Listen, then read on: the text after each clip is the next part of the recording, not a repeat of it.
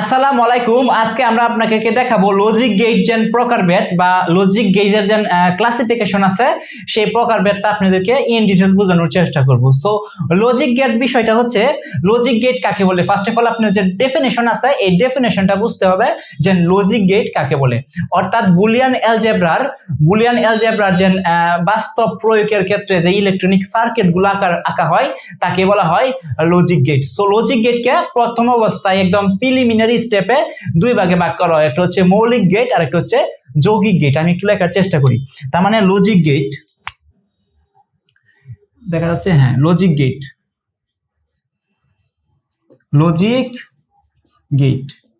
তার মানে logic gate যেন আছে এই লজিক গেটকে প্রথম অবস্থায় একদম প্রিলিমিনারি অবস্থায় দুই ভাগে ভাগ করা হয়।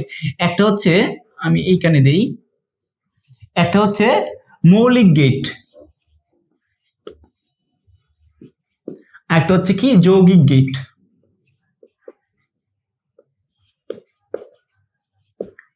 ওকে, তার মানে হচ্ছে লজিক গেটকে প্রথম অবস্থায় দুই ভাগে ভাগ করা হচ্ছে মৌলিক গেট আর একটা হচ্ছে কি যৌগিক গেট। ওকে, এবং মৌলিক গেট এবং যৌগিক গেট কাকে বলে?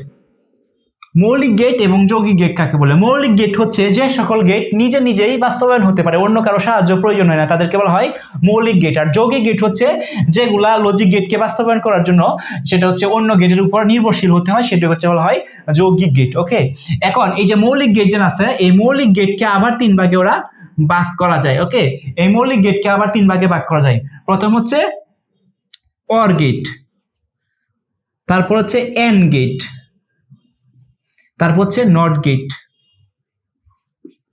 ঠিক আছে, তার মানে হচ্ছে মৌলিক গেটকে আবার তিন ভাগে ভাগ করা যায়, একটা হচ্ছে ওয়ার গেট, এন্ড গেট আর হচ্ছে কি নট গেট। তার মানে ওয়ার গেট মানে হচ্ছে যুগের ক্রিয়া, এটা তো আপনারা জানেন। ওয়ার গেট মানে হচ্ছে কি যুগের ক্রিয়া, ওয়ার গেট মানে হচ্ছে কি যুগের ক্রিয়া।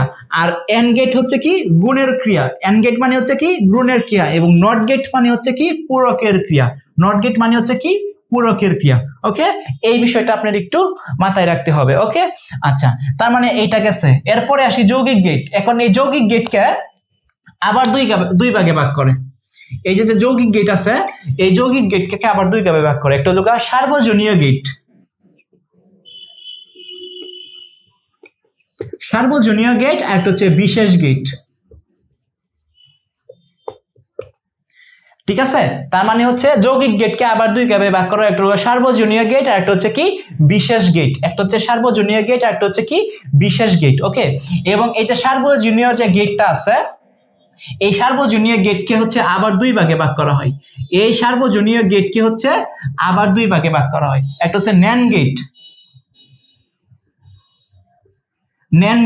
একটা হচ্ছে কি ন্যান্ড গেট, একটা হচ্ছে কি নর গেট। ওকে, সার্বজনীয় গেটকে আবার দুই ভাগে ভাগ করা হয়, ন্যান্ড গেট আর একটা কি নর গেট। এবং বিশেষ গেটকেও আবার দুই ভাগে ভাগ করা হয়, একটা হচ্ছে এক্স ওয়ার, একটা হচ্ছে এক্স নর। ওকে, হচ্ছে এই হচ্ছে আমার যেন বেসিক এক্সপ্লেনেশন এবং লজিক গেটের যে প্রকারভেদ আছে এই হচ্ছে লজিক গেটের প্রকারভেদ বা ক্লাসিফিকেশন। এটা মাস্ট বি আপনারা জানতে হবে। এই ক্লাসিফিকেশন যদি আপনারা জানেন তাহলে লজিক গেট বাস্তবায়ন করার ক্ষেত্রে সেগুলো আপনাদের ইজিলি কাজে লাগবে। তো আমি আবার একটু রিক্যাপ করে দিচ্ছি এটা কিভাবে আসছে। লজিক গেটটা প্রথম অবস্থায় অর্থাৎ প্রিলিমিনারি স্টেপে দুই ভাগে ভাগ করা হয়, সেটা হচ্ছে মৌলিক গেট, একটা হচ্ছে কি যৌগিক গেট। এবং এই মৌলিক গেটকে আবার তিন ভাগে ভাগ করা হয়, সেটা হচ্ছে or gate, and gate, not gate. Or gate মানে হচ্ছে যুগের ক্রিয়া, এন্ড গেট হচ্ছে গুণের ক্রিয়া এবং হচ্ছে নট গেট হচ্ছে পূরকের ক্রিয়া। এবং যৌগিক গেটকে আবার দুই ভাগে ভাগ করা হয়, সেটা হচ্ছে সার্বজনীয় গেট আর একটা হচ্ছে কি বিশেষ গেট। সার্বজনীয় গেটকে আবার দুই ভাগে ভাগ করা হয়, সেটা হচ্ছে ন্যান্ড গেট আর একটা হচ্ছে নর গেট।